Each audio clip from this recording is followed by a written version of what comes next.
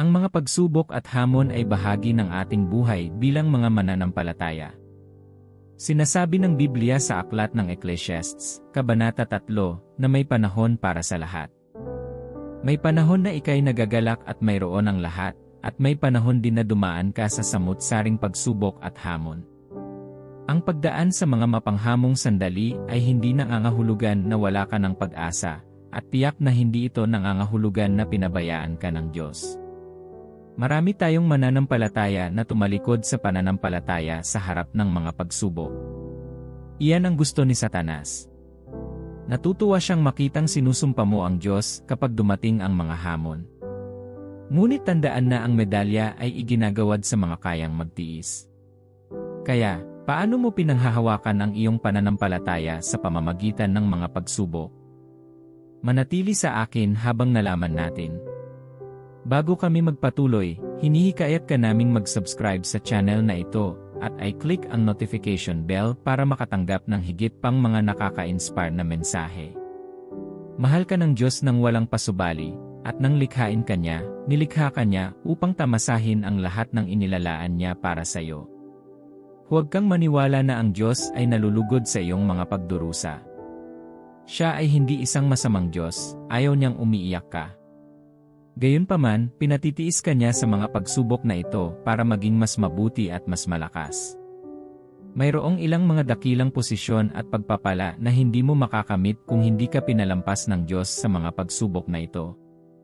Ang iyong mga hamon at pagsubok ay para sa iyong ikabubuti, at sa lalong madaling panahon, malalagpasan mo at magkakaroon ka ng kwentong sasabihin. Gayunpaman, sa mga sandaling ito ng pagsubok, dapat mong ganap na hawakan ang iyong pananampalataya at pagtitiwala sa Diyos. Huwag hayaan ang anumang bagay na makaapekto sa iyong pananampalataya sa Kanya. Magtiwala sa Kanya ng buo, kahit na mahirap, at huwag sumuko ngayon. Manatiling matatag at maghintay para sa iyong tagumpay na dumating. Kahit na mukhang hindi na darating ang iyong tagumpay, kailangan kong malaman mo na malapit na ito. Tuklasin natin ang ilang bagay na magagawa mo na makakatulong sa iyo na manatili kapag dumaan ka sa mga pagsubok. Bilang 1. Magtiwala sa Panginoon. Kapag mahirap na ang buhay at wala ka nang dapat lapitan, magtiwala ka sa Panginoon. Magtiwala sa Diyos gaano man ito kahirap o kabigat. Mga minamahal, hindi ka makakaligtas sa mga pagsubok na ito nang hindi nagtitiwala sa Diyos. Siya lang ang makakatulong at mag-aalaga sa iyo. Alam ng Diyos ang lahat ng pinagdadaanan mo at kung bakit mo ito pinagdadaanan. Dapat mong lubos na magtiwala sa Kanya at maniwala na Siya lang ang kailangan mo. Hanggat ang Diyos ay nasa iyong panig, tiyak na malalampasan mo ang mga hadlang at walang makahahadlang sa iyong pagkamit ng iyong mga tagumpay.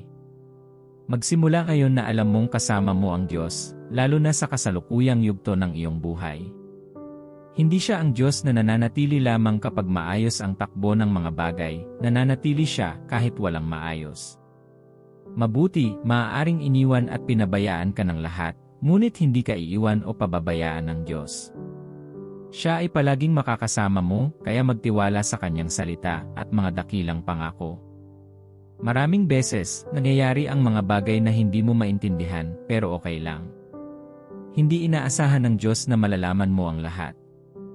Maaaring magtaka ka, bakit nagkakamali ang lahat ng bagay sa buhay ko? Bakit wala akong pag-unlad? Kailangan kong tanggapin mo na alam ng Diyos at pangangalagaan niya ang lahat. Alam niyang nasasaktan ka. Nakikita niya ang iyong mga luha at ang iyong pagkalito, ngunit nais niyang tumingin ka sa Kanya at sabihin, Diyos, wala akong ideya kung ano ang aking gagawin, ngunit nagtitiwala ako sa iyo na pangangalagaan ako. Kapag nahaharap ka sa mahihirap na sitwasyon na hindi mo maintindihan, ang isa sa pinakamagandang bagay na magagawa mo ay magtiwala sa Diyos. Ito ay nagpapahintulot sa Kanya na kunin ang mga maling bagay na nangyari at ayusin ang mga ito para sa iyong kapakinabangan. Sinasabi ng Roma 8:28, at alam natin na sa lahat ng bagay ay gumagawa ang Diyos para sa ikabubuti ng mga umiibig sa Kanya, na mga tinawag ayon sa Kanyang layunin. Ito ay hindi lamang ilang mga bagay, ngunit lahat ng mga bagay na nagtutulungan para sa iyong ikabubuti. Lahat, kabilang ang iyong mga paghihirap at hamon, ay nagtutulungan para sa iyong ikabubuti. Kaya magtiwala ka sa Panginoon. Ipinangako niya sa iyo sa kanyang salita na ang lahat ng nangyayari ngayon ay para sa iyong ikabubuti. Magtiwala na kasama mo siya sa bawat hamon, at sa huli ay lalakas ka. Ginagamit niya ang panahong ito ng iyong buhay para ikaw ay maging mas mabuti at mas malakas kaysa dati.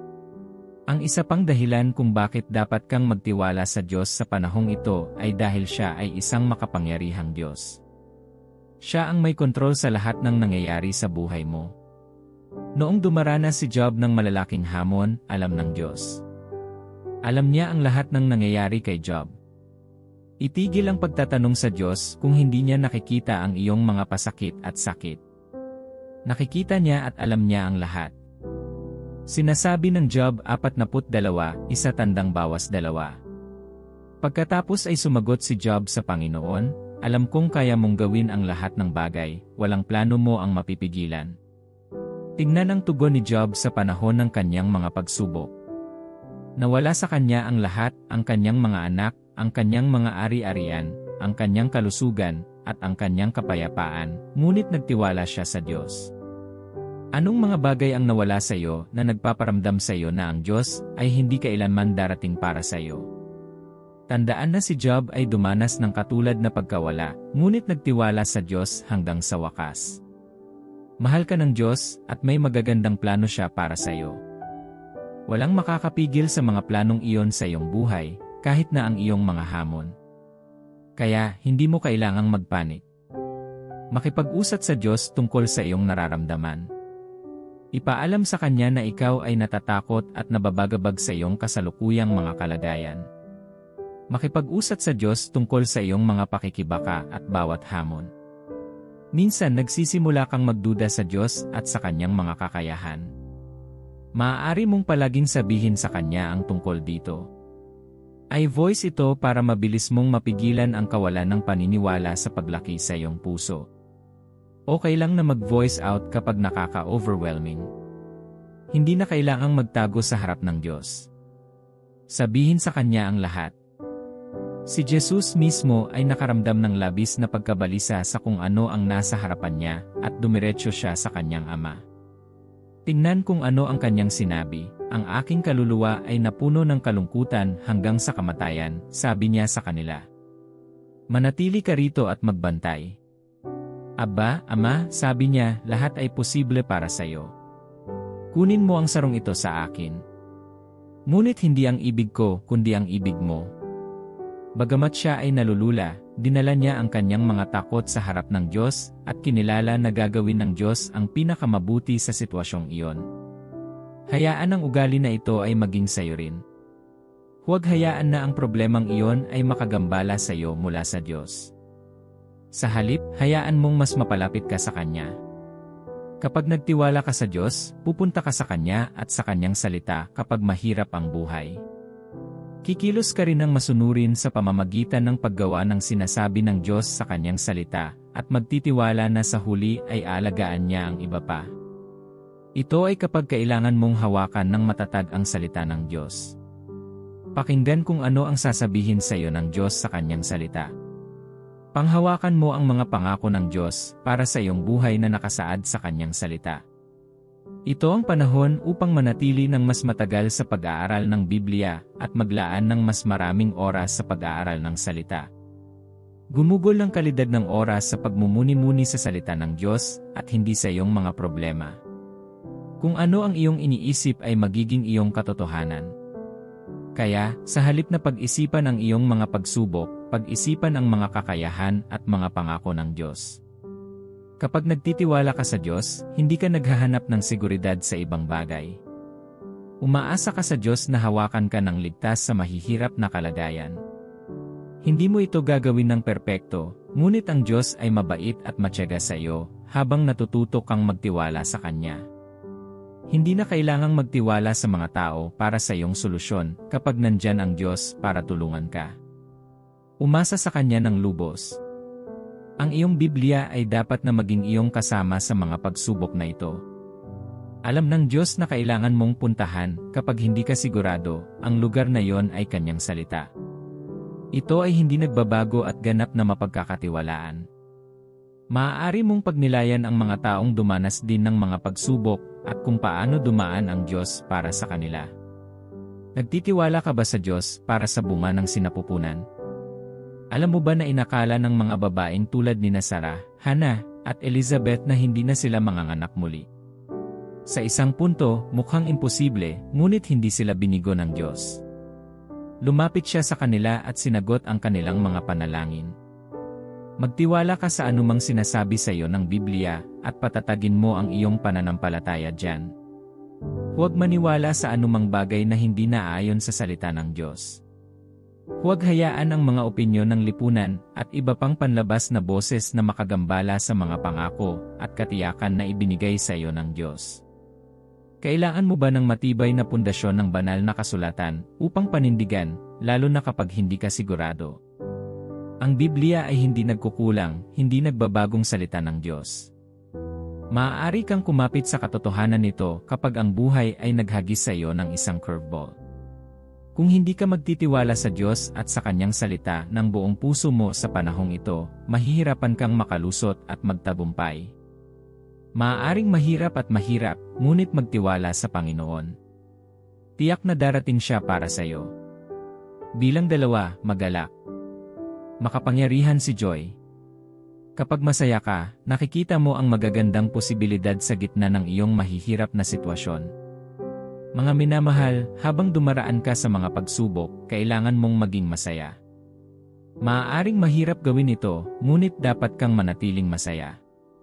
Alam mo ba na kung mananatili ka ng matagal sa kalungkutan, maaaring hindi mo masisiyahan ang mga tagumpay na inihanda ng Diyos para sa iyo. Ayaw ng Diyos na madepress ka. Hindi dapat ang problemang iyon ang dahilan kung bakit ka napadpad sa ospital. Ang pag-aalala at pagkabalisa ay mas makakasama sa iyo kaysa sa mabuti, ngunit ang kagalakan ay magpapatibay sa iyo sa panahong ito. Santiago 1:2 Isipin niyong lubos na kagalakan, mga kapatid, sa tuwing kayo'y nahaharap sa iba't ibang uri ng pagsubok. Ang saloobin na dapat mong taglayin sa iyong mga pagsubok ay kagalakan. Magalak sa tuwing ikaw ay dumaranas ng mga mapanghamong sandali. Hindi mo kinakaharap ang mga pagsubok na iyon dahil wala kang Diyos sa iyong panig. Maging masaya, umiti, tumawa, at paalalahanan ang iyong sarili na ikaw ay nagiging mas malakas sa dulo. Habang dumaranas ka ng pagdurusa, tandaan na hindi ito dahilan para magreklamo kundi para sa kagalakan. Oras na para patugtugin mo ang kantang iyon at magsayaw, tulad ng pagsisigawan ng mga utang mo at mukhang wala ng paraan para sa iyo. Naaalala mo ba na ang mga anak ni Israel ay may katulad na sitwasyon? Hindi na sila makalakad ng higit pa dahil sa mga pader ng Jericho at mukhang wala ng daan palabas. Ngunit ginawa sila ng Diyos na purihin siya at bumagsak ang mga pader. Huwag kang maniwala na hindi mo matatamasa ang mga tagumpay na naghihintay sa iyo sa pagtatapos ng iyong mga pagsubok kung hindi mo hahayaan ang kagalakan. Alam mo bang may mga pagkakataon na tuturuan ka ng Diyos na magpuri at sumayaw sa harapan niya? Paano mo ito gagawin kapag ikaw ay malungkot at nalulumbay? Tingnan ang lahat ng iyong mga problema tulad ng mga pader ng Jericho, malapit nang bumuho ang mga ito, at matatanggap mo ang iyong mga patotoo. Maaaring mahirap para sa iyo na magalak dahil sa iyong maraming problema at pagsubok, ngunit maaari kang magalak dahil ang iyong mga pagsubok ay para sa iyong paglago at hindi para sa iyong pagkasira. Alam mo bang ginagamit ng Diyos ang mga pagsubok na sandali na ito para ilabas ang isang mas magandang bersyon mo? Ginagamit niya ang pagkakataong ito para maging mas mahusay ka kaysa dati. Ang iyong mga pagsubok ay hindi para sirain ka kundi para buuin ka at gawing mas malakas at mas mahusay kaysa dati. Ang Diyos ay hindi masama at hindi rin siya natutuwa na pahirapan ka. Magalak sa katotohanan na alam mong mayroon kang isang mapagmahal na Diyos bilang iyong Ama. Lagi siyang handang suportahan at tulungan ka. Kahit na matagal kang naghintay para sa isang kahilingan sa panalangin o isang sitwasyon na magbago, maaari kang magalak at magpasalamat sa Panginoon. Magalak dahil alam mong ang iyong kahilingan sa panalangin ay nakarating na sa tainga ng Diyos at sasagutin sa lalong madaling panahon. Huwag masiraan ng loob, malapit na ang iyong sagot. Isang paraan para magsaya kapag hindi mo naramdaman ang pag-iisip sa mga oras na naghihintay ka sa iba pang mga kahilingan sa panalangin o nasa mga katulad na sitwasyon ng pagkabalisa, at kung paano naglaan ang Diyos ng mukhang walang magbabago.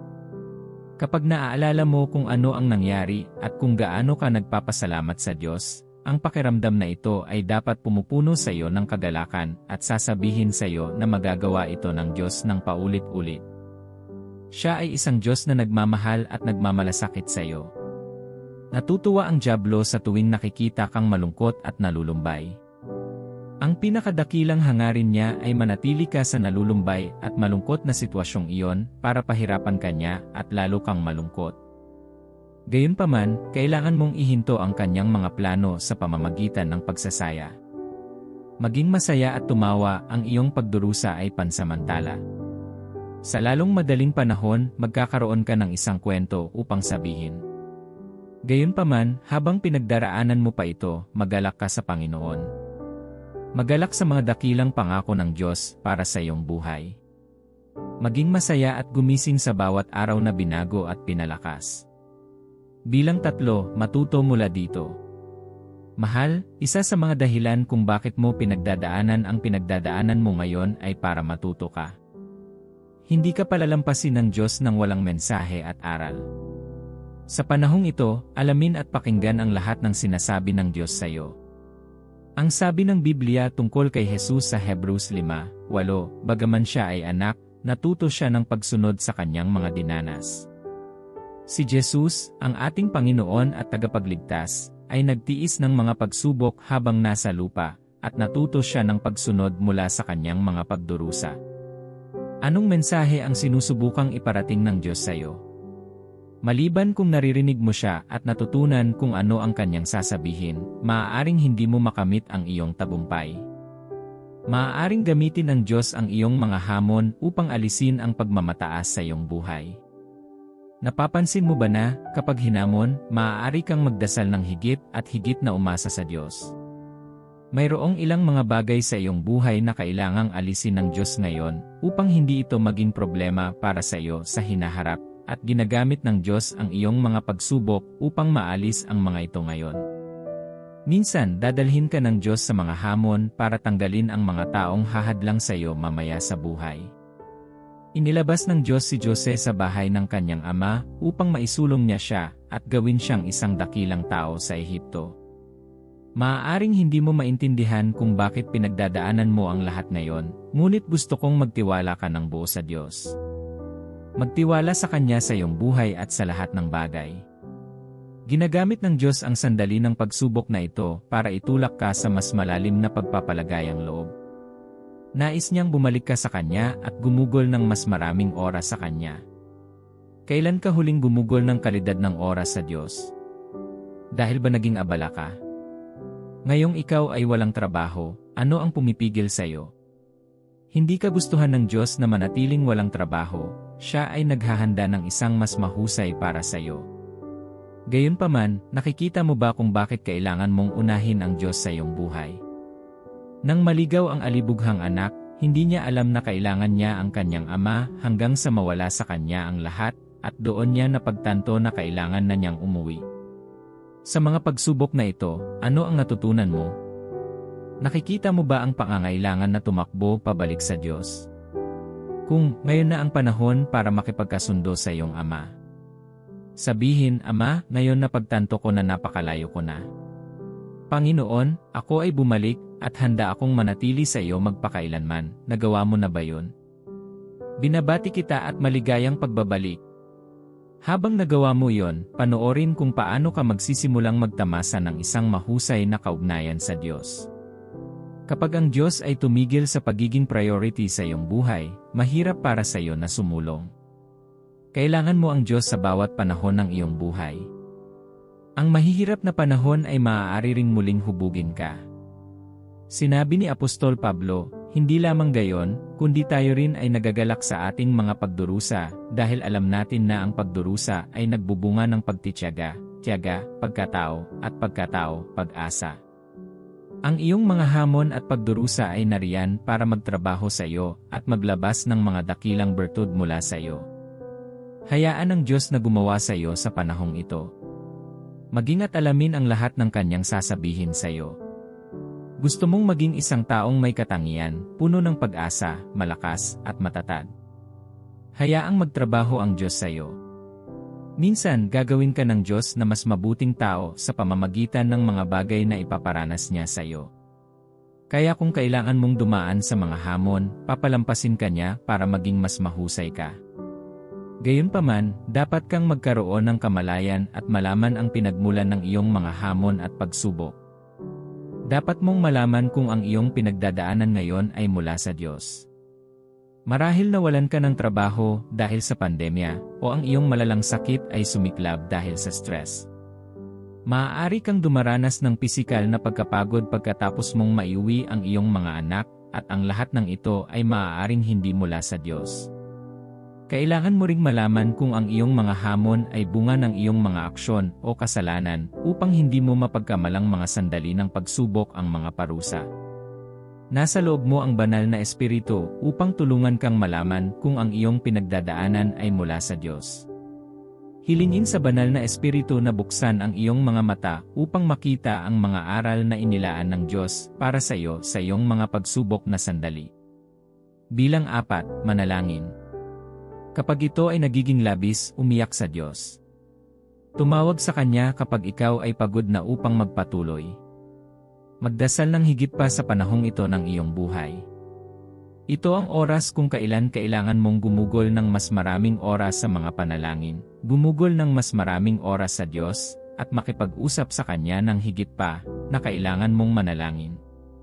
Hindi ngayon ang panahon para managhoy at umiyak, sa halip manalangin. Sumigaw sa Panginoon. Sabihin mo sa Kanya pagod ka na sa lahat ng nangyayari sa buhay mo. Si Hannah ay umiyak sa Diyos nang hindi na niya kinaya. Hindi ka rin ba napapagod? Sumigaw sa Panginoon at sabihin sa Kanya na kailangan mo ng tulong. Ipaalam sa Kanya na kailangan mo ang Kanyang tulong at lakas. Ang mga panalangin para sa kaginhawahan at lakas ay mahalaga para sa iyo sa panahong ito. Sa mahihirap na panahon, maaari kang makaramdam ng panghihina, pagod, at kawalan ng magawa. Ang pagdarasal para sa lakas ay makatutulong sa iyo na kumonekta sa Diyos at kumuha mula sa Kanyang walang katapusang kapangyarihan. Ang koneksyon na ito ay nagdudulot ng kaginhawahan at kapayapaan. Alam na tutulungan ka ng Diyos sa iyong mga paghihirap.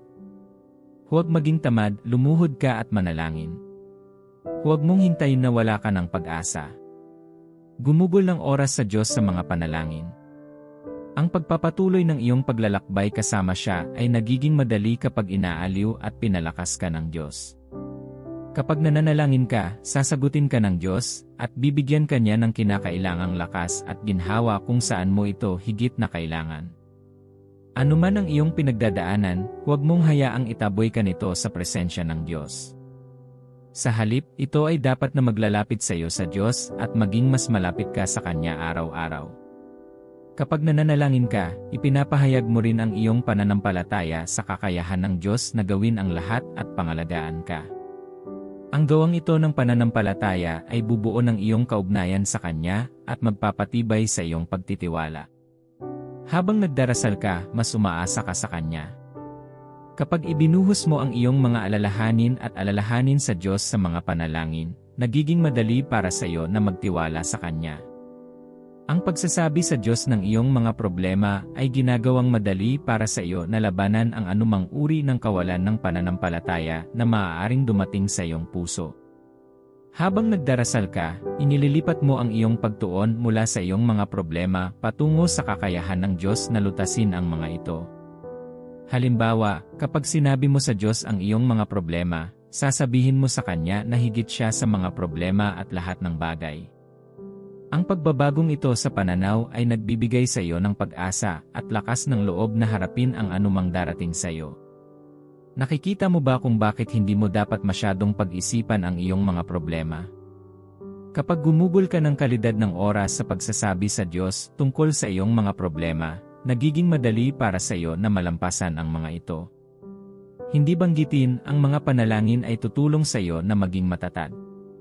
Sa patuloy na paghingi ng tulong sa Diyos, nagkakaroon ka ng mga espiritual na kalamnan na magpapalakas sa iyo sa paglipas ng panahon. Sa ganoong paraan, matututo kang umasa sa Diyos sa bawat sitwasyon, na gagawing mas handa kang harapin ang mga hamon ng buhay.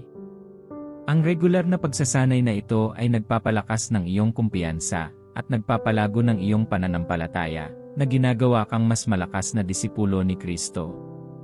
Kapag nilinang mo ang ugali ng pagtakbo sa Diyos para sa lahat ng bagay sa iyong buhay, ginagawang madali para sa iyo na ganap na umasa sa Diyos. Marahil ang pinakamalaking dahilan kung bakit ka dinadala ng Diyos sa mga pagsubok sa buhay ay upang dalhin ka sa matatag na konklusyon na kailangan mo siya. At ang totoo, kailangan mo ang Diyos sa lahat ng bagay at bawat bahagi ng iyong buhay. Hindi mo malalampasan ang tulong ng Diyos. Kailangan mo ang kanyang kaaliwan, lakas, at presensya dahil hindi mo ito magagawa ng mag-isa. Sinasabi sa awit 18 oras 29 minuto, sa tulong mo, makakasulong ako laban sa isang hukbo, sa aking Diyos, ako'y makakaakyat sa pader. Magagawa mo ang lahat ng bagay sa pamamagitan ni Kristo na nagpapalakas sa iyo. Ito na ang panahon para huminto sa pag-asa sa iyong lakas at ganap na umasa sa Diyos. Hindi ito tanda ng kahinaan kapag nagtitiwala ka sa Diyos, sa halip ito ay tanda ng lakas. Kailangan mong matutunan na wala kang magagawa kung wala ang Diyos. Ang isa sa mga layunin ng Diyos sa iyong pagdaan sa mga sitwasyon na tila imposibleng mabuhay ay ang makita mo na siya ay may kakayahang pangalagaan ka. Nais niyang magtrabaho ng makapangyarihan sa iyong buhay. Sa makatuwid, dapat kang matutong umasa sa Kanya. Siya lamang ang dapat na maging mapagkukunan mo ng lakas, probisyon, proteksyon, direksyon, ginhawa, at kapayapaan. Lahat ng bagay ay posible sa Diyos, at siya lamang ang makapangyarihang Diyos na kayang gawin ang lahat. Maaari kanyang protektahan mula sa bawat pagsubok o pagkabalisa, gayunpaman, madalas niyang iligtas, pinalalakas, o iniingatan ka sa gitna ng mga pagsubok. Sa awit 55, sinasabi ng Biblia, at tumawag ka sa akin sa araw ng kabagabagan, ililigtas kita, at pararangalan mo ako. Hindi na kailangang tumahimik kapag gusto ng Diyos na tumawag ka sa Kanya. Kailangan mong magsalita at sabihin sa Kanya ang lahat.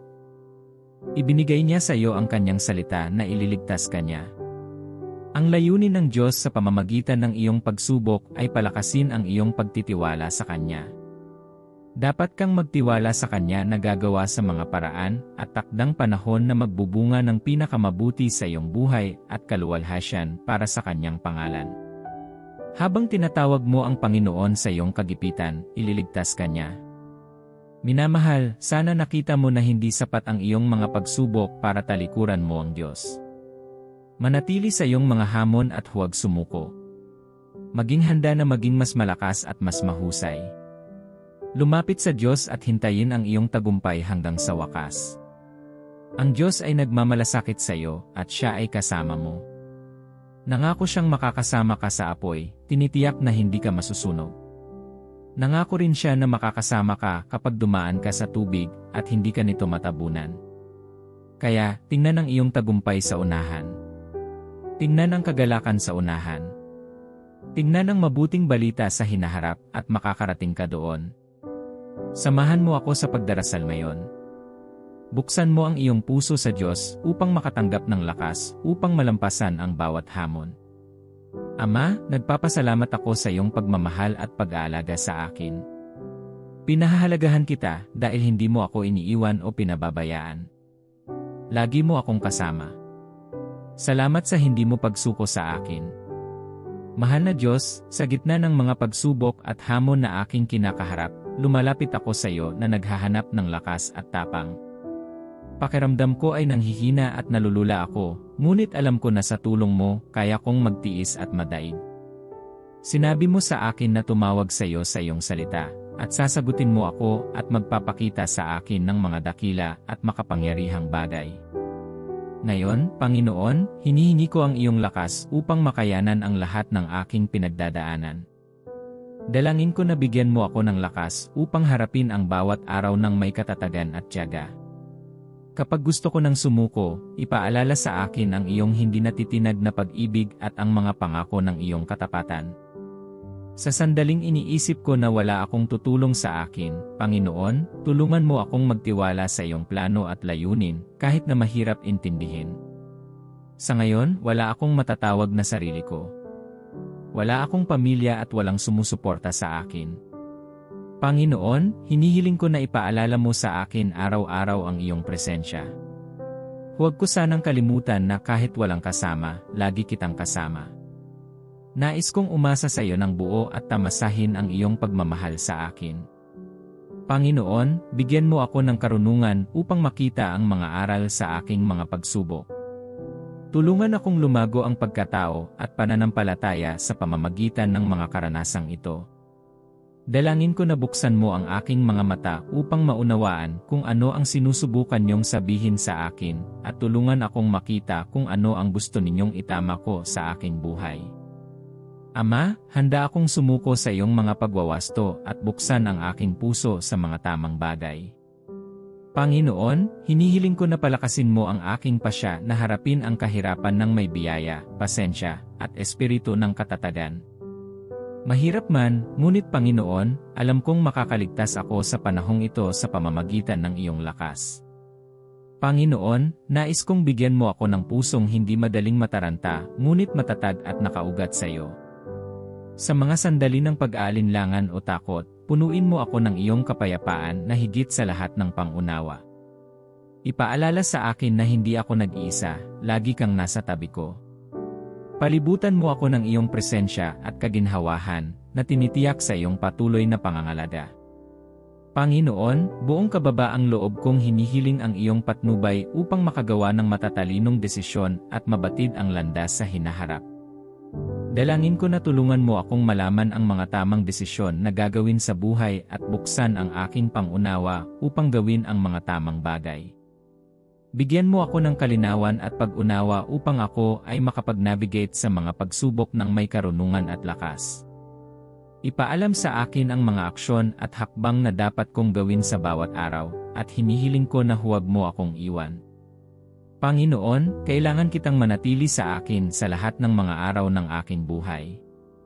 Ama, kapag dumating ang kawalan ng pananampalataya, tulungan mo akong manatiling matatag sa iyo at ipaalala sa akin ang iyong pagmamahal sa akin.